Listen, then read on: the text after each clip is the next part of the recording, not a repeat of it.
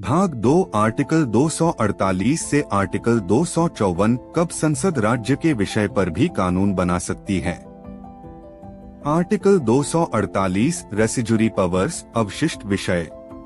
अब एक महत्वपूर्ण सवाल, अगर भविष्य में कोई ऐसा नया विषय सामने आए जो यूनियन लिस्ट, स्टेट लिस्ट और कॉन्करेंट लिस्ट तीनों में कहीं भी शामिल न हो, तो उस पर कानून कौन बनाएगा? इसका उत्तर है आर्टिकल 248। आर्टिकल 248 के अनुसार ऐसे सभी रेसिजुरी सब्जेक्ट्स अवशिष्ट विषय पर कानून बनाने की विशेष एक्सक्लूसिव शक्ति संसद के पास होती है।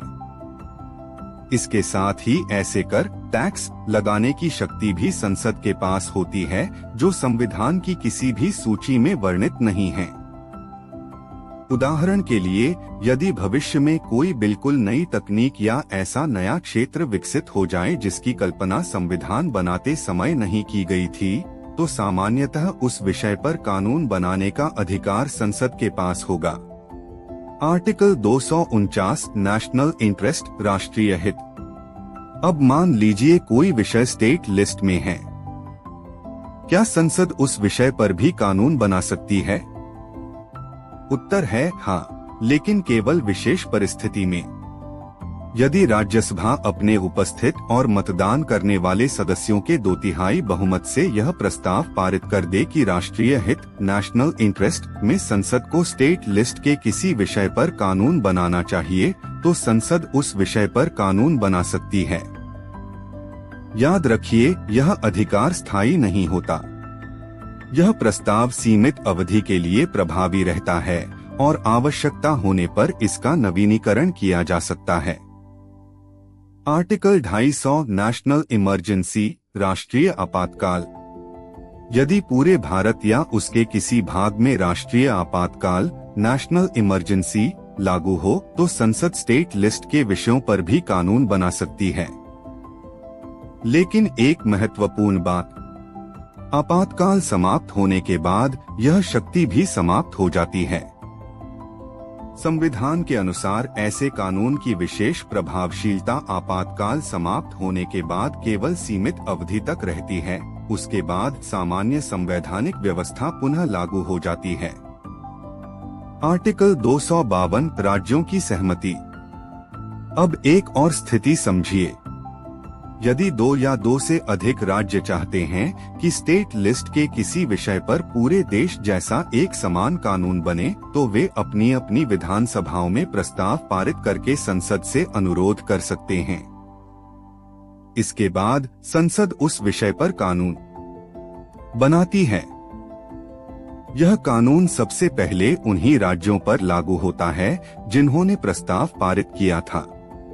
बाद में अन्य राज्य भी अपनी विधानसभा में प्रस्ताव पारित करके उसी कानून को अपना सकते हैं। Article 253 international treaties.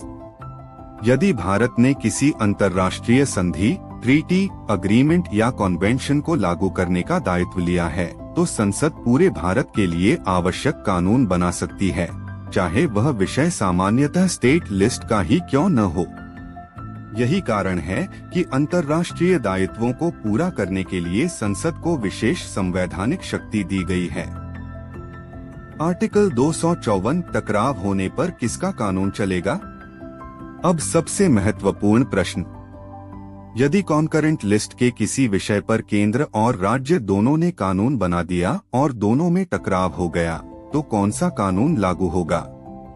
आर्टिकल 254 कहता है कि सामान्य नियम के अनुसार संसद का कानून प्रभावी होगा और राज्य का विरोधाभासी प्रावधान उतनी सीमा तक अप्रभावी हो जाएगा।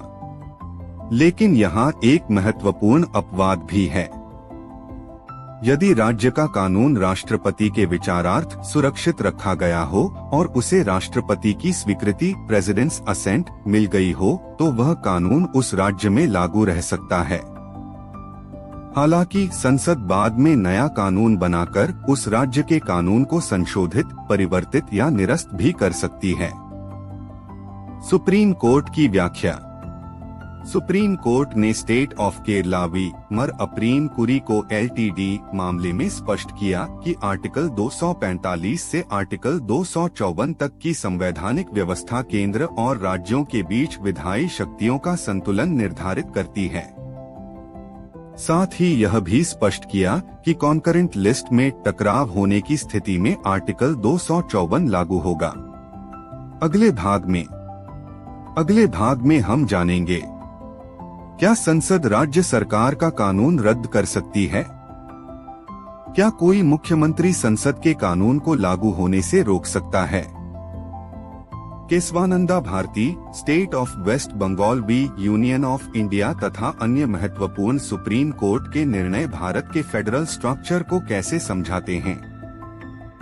और सबसे महत्वपूर्ण, इन संवैधानिक प्रावधानों का आम नागरिक के दैनिक जीवन पर क्या वास्तविक प्रभाव पड़ता है? वीडियो पसंद आए तो इसे लाइक करें, अपने दोस्तों के साथ साझा करें और चैनल लीगल टॉक ओनली को सब्सक्राइब करना न भूलें।